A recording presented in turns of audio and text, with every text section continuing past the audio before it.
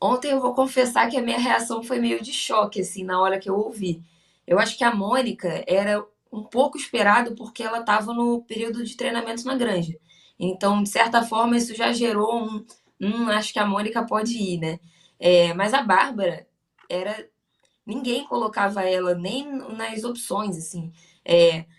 Tem uma disputa, e aí, na minha cabeça das pessoas que acompanham, tá? O Gol já tinha duas vagas certas, que era a Lelê e a Luciana, da Ferroviária, e só brigava pela terceira, que aí podia ser a Camila, podia ser a Natasha, podia ser a Gabi Barbieri, e aí apareceu a Bárbara. Realmente, essa para mim foi a maior surpresa da convocação. Eu até entrei ao vivo aqui no programa do UOL antes da convocação, falei, não, eu acho que não vai ter grandes surpresas, talvez a Mônica, mas não espero grandes surpresas. E a Pia veio com essa convocação da Bárbara. É a Bárbara que não é convocada desde os Jogos Olímpicos e a Mônica também não vai desde 2019. A Mônica se lesionou ali em 2019, né, no final de 2019, então não foi chamada para as duas datas FIFA seguintes, né, final de 2019, começo de 2020, mas assim, nunca mais foi chamada. É, a minha crítica é mais a Pia no sentido de.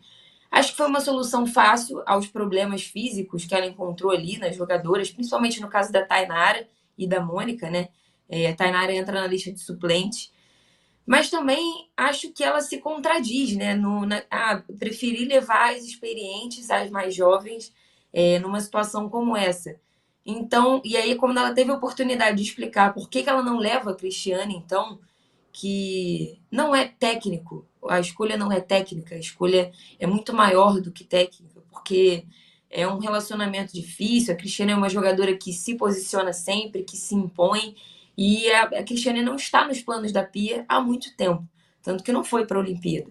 Mas quando ela tem a oportunidade de expor isso para o grande público, não só para as pessoas que acompanham o futebol feminino, que já esperavam que a Cristiane não ia ser convocada, quando ela tem a oportunidade de explicar, ela não explica. Ela fala, não, prefiro falar sobre quem está aqui e não explica, assim. Então, eu acho isso ruim, eu acho que ela perdeu a oportunidade de falar. Eu não entendo a convocação da Bárbara. A Bárbara não foi bem no ciclo. A Mônica até jogou um pouco mais, mas a Bárbara não jogou.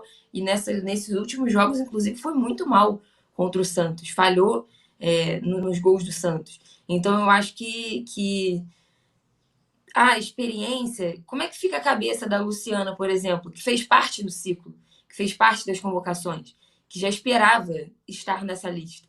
Eu acho que que recado você dá para as jogadoras que fizeram parte, que foram chamadas? Uma Tarciane, por exemplo, que é muito jovem, óbvio, vem oscilando no Corinthians, mas fez parte desse ciclo, foi chamada.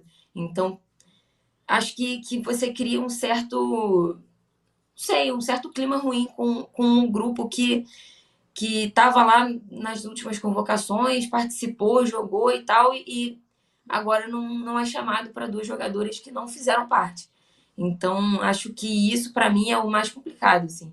O restante da lista acompanhou tudo que já era esperado. Obviamente, uma posição ou outra, eu preferia essa, eu preferia aquela. Normal, natural, opinião.